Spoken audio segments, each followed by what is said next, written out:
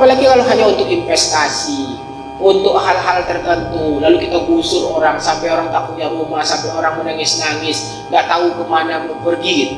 Kalau Rasulullah SAW sekarang hidup, nggak ada Tuhan. Pemimpin kita sekarang banyak tak seperti yang dilakukan oleh Rasulullah SAW. Mereka tidak memposisikan dirinya sebagai orang yang membela orang-orang lemah. Mereka bahkan sekarang bersekutu bersama orang-orang mutakabbir ini, menindas orang-orang lemah itu.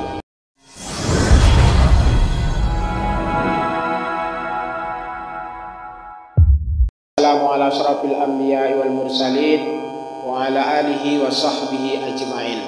Qala Allah Ta'ala fil Qur'anil Karim, a'udzu billahi minasyaitonir rajim. Bismillahirrahmanirrahim.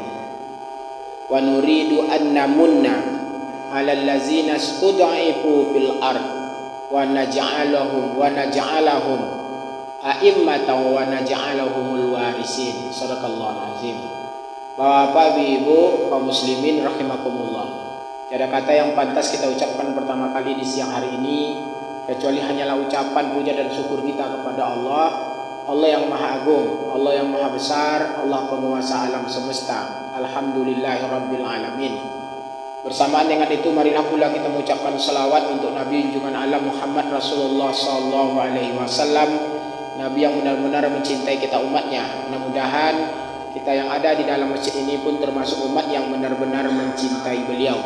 Dan mudah-mudahan kita semua nanti di hari kiamat mendapatkan syafaat dari Rasulullah sallallahu alaihi wasallam. Allahumma salli ala sayyidina Muhammad. Bapak dan Ibu yang saya hormati, hari ini kita masih berada di bulan Rabiul Awal, bulan kelahiran Nabi Muhammad sallallahu alaihi wasallam. Dan pada siang ini saya ingin menyampaikan beberapa hal berkenaan dengan pribadi Rasulullah sallallahu alaihi wasallam. Salah satu di antaranya, Nabi Muhammad SAW itu disebut oleh Al-Quran sebagai pembela al-mustada'afin, pembela orang-orang lemah, dan melawan orang-orang mutakabbirin, orang-orang kuat, orang-orang berkuasa, orang-orang kaya. Ya, kalau bahasa kita mungkin kalau disebut dengan oligarki sekarang, taipan atau penguasa-penguasa jahat. Nabi Muhammad SAW itu pembela orang-orang lemah dan melawan orang-orang mutakabbirin. Dia membela mustada'afin, tapi pada saat yang bersamaan dia pasti melawan mutakabbirin. Andai-andai Rasulullah SAW masih hidup sekarang nih, tidak akan ada tuh orang-orang miskin yang digusur-gusur, tidak akan ada. Tidak ada. Kita mungkin pernah mendengar sejarah tentang Umar bin Khattab didatangi oleh seorang Yahudi.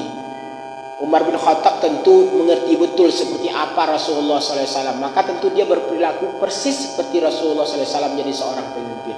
Dia datang, orang Yahudi itu, dan melaporkan kepada Umar bin Khattab bahwa tanahnya diambil oleh gubernur di situ. Umar marah sekali. Dia perintahkan gubernur itu untuk membatalkan. Tahu apa yang dibangun oleh gubernur waktu itu? Masjid yang diperlukan oleh umat Islam waktu itu. Tak boleh ambil orang punya, walaupun Yahudi. Apa sebab? Karena Rasulullah itu pembela orang-orang lemah, dan gubernur waktu itu memerintahkan batal pembangunan masjid itu. Dibatalkan pembangunan masjid itu. Apalagi kalau hanya untuk investasi, untuk hal-hal tertentu, lalu kita gusur orang sampai orang tak punya rumah, sampai orang menangis-nangis, nggak tahu kemana mau pergi gitu. Kalau Rasulullah SAW sekarang hidup, nggak ada Tuhan. Pemimpin kita sekarang banyak tak seperti yang dilakukan oleh Rasulullah SAW. Mereka tidak memposisikan dirinya sebagai orang yang membela orang-orang lemah. Mereka bahkan sekarang bersekutu bersama orang-orang mutakabbir ini, menindas orang-orang lemah itu. Rasulullah SAW bersama orang-orang lemah, bersama dengan orang-orang lemah. Saya tidak tahu nih apa di depan saya ini orang-orang lemah ini apa. Jangan orang-orang mutakabbirin juga semua sini nih. Orang-orang kaya-kaya, orang-orang kuat-kuat, orang hebat-hebat gitu.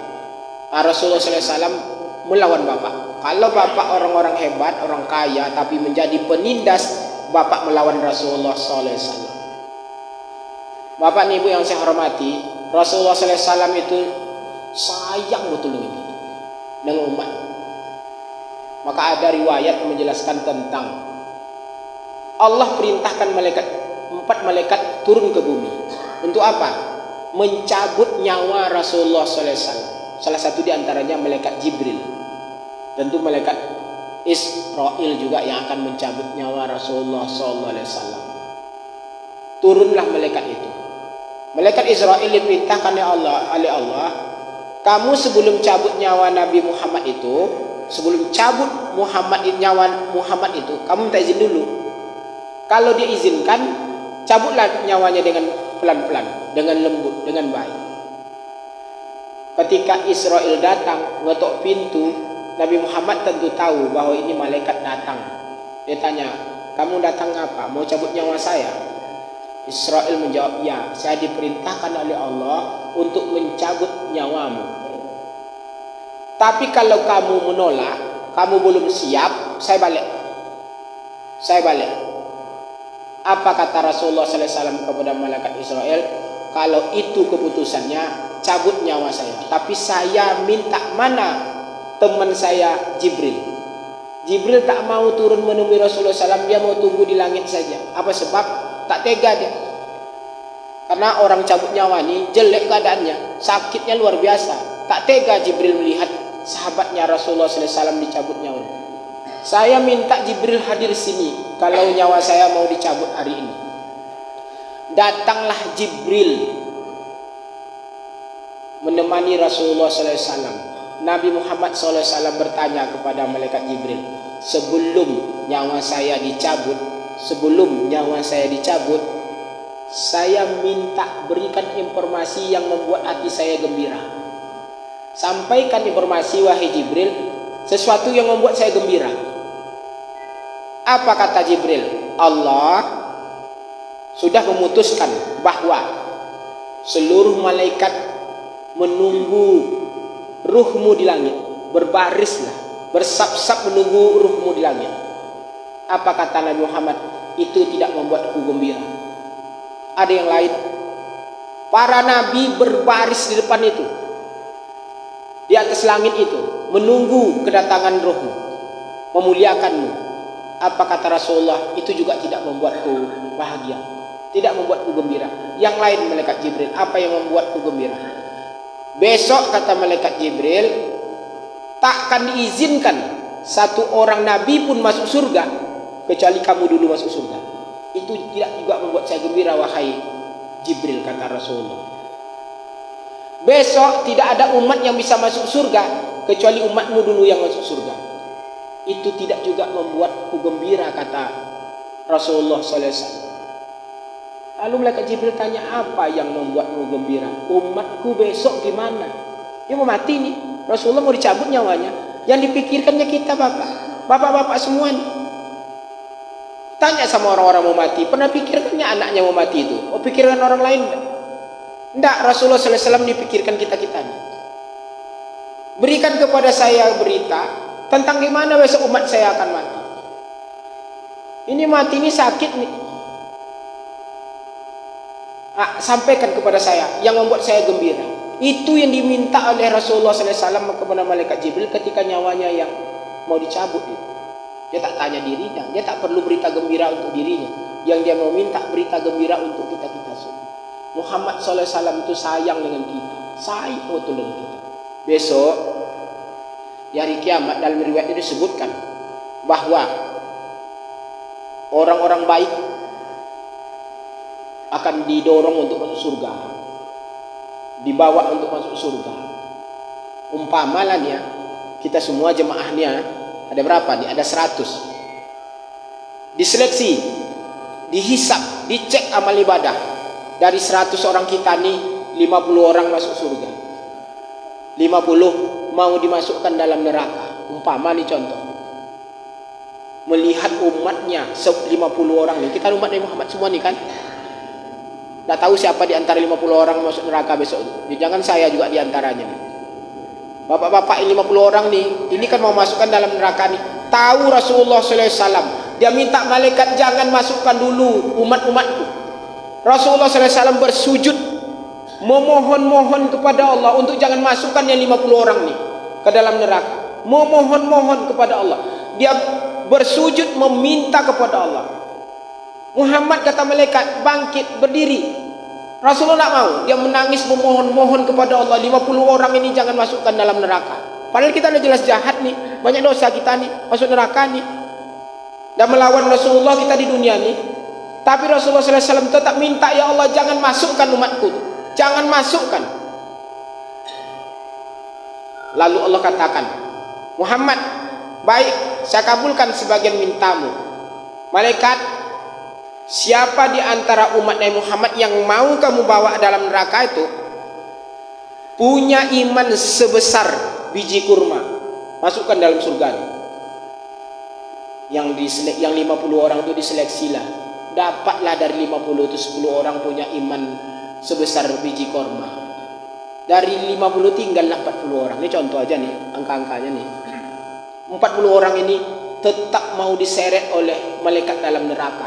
Rasulullah SAW sujud lagi, memohon-mohon kepada Allah agar yang 40 ini jangan masuk neraka. Padahal Rasulullah SAW sudah ditunggu untuk membuka pintu surga. Muhammad, kamu ditunggu buka pintu surga, orang mau masuk surga nih. Muhammad tak mau.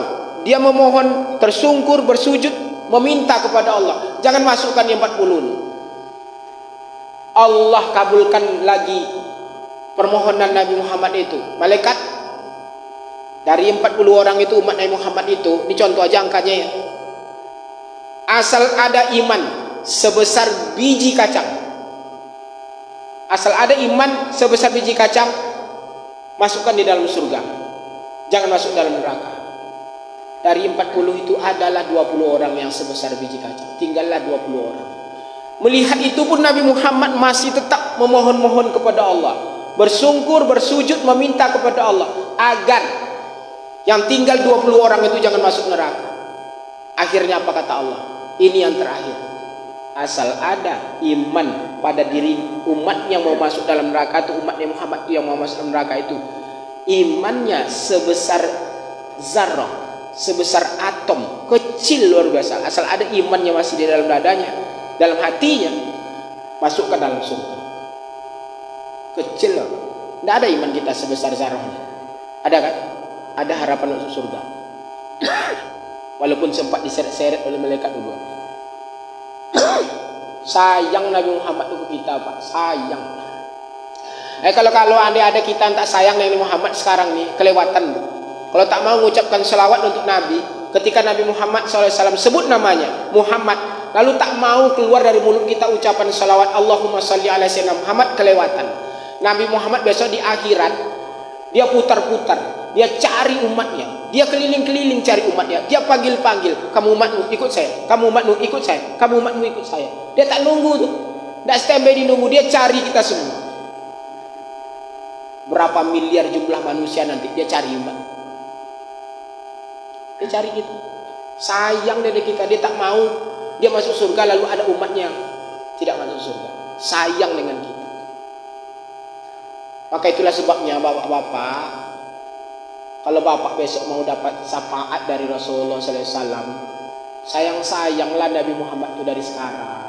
Perbanyak selawat, ingat-ingat namanya, muliakan dirinya. Kalau ada orang menghinanya, jangan bapak cengengesan, jangan bapak diam-diam aja. Nabi kita yang betul-betul sayang yang kita, mencintai kita, dihina orang, diam kita. Tidak ada sama sekali perasaan kita untuk melawannya, untuk membenci orang itu. Dayus gitu. Dayus itu dalam neraka. Ada orang menghina Nabi kita yang mulia ini, yang kita hormati ini, yang kita sebut namanya di dalam sholat-sholat kita, dihina-hina orang, dipermalukan orang, dicaci maki orang, ketawa kita, cengengesan kita, melesek kita, Pak, melesek kita. Melesek gitu. Nanti kalau saya ikut-ikut nanti jabatan saya terancam. Apa saya begini? Tidak ada harga jabatan itu, Pak. Tidak ada harga keluarga kita itu. Bahkan ibu bapak kita, anak kita itu tak ada harganya dibanding dengan Rasulullah SAW. Karena anak kita itu besok tak akan membantu kita. istri kita itu besok, suami kita tidak bantu kita di akhirat, besok tidak ada. Siapa yang bisa bantu kita? Syafaat dari Rasulullah SAW. Kalau ada orang menghina-hina Nabi ini, jangan lupa. Kalau ada orang menghina agama kita, dan agama yang dibawa oleh Rasulullah SAW ini mengancam keselamatan agama kita nih, jangan nampak senyum-senyum, jangan nampak ketawa-ketawa, jangan bersekutu dengan mereka. Marah Rasulullah engkau nanti. Tak diakuinya Bapak sebagai umatnya, nanti nyesal Bapak besok. Dan saya mau sampaikan sekarang satu ke Bapak-Bapak ini.